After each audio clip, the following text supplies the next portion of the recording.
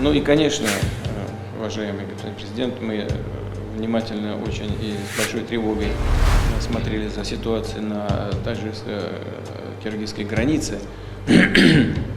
Как вы знаете, совсем недавно у нас в Москве был с визитом президент Таджикистана. Мы обсуждали, конечно, и с ним этот вопрос.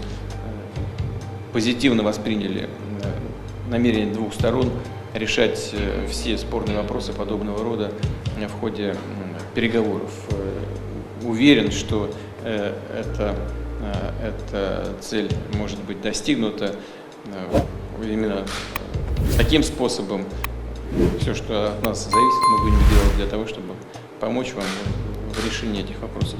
Мы понимаем, что это связано с жизнью конкретных людей, и прежде всего и Кыргызстан, и Таджикистан, они думают о людях. Но нужно найти такой способ, чтобы решение всех этих вопросов, чтобы он был долгосрочным и отвечал интересам обеих сторон. К этому мы тоже будем стремиться, всячески будем этому помогать. Я очень рад вас видеть в России. Добро пожаловать. Спасибо, уважаемый Владимир Владимирович. Рад вновь встретиться с вами.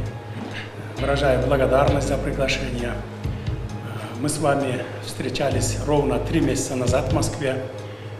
И сегодня имеется хорошая возможность рассмотреть итоги двустороннего сотрудничества.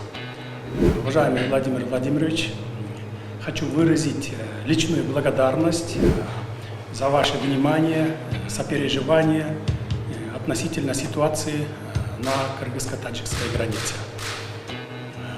Особо хотелось бы отметить поддержку, оказанную вами народу Кыргызстана. Россия наш главный союзник и торгово-экономический партнер, поэтому надеюсь на проведение плодотворных переговоров по всем вопросам сегодня.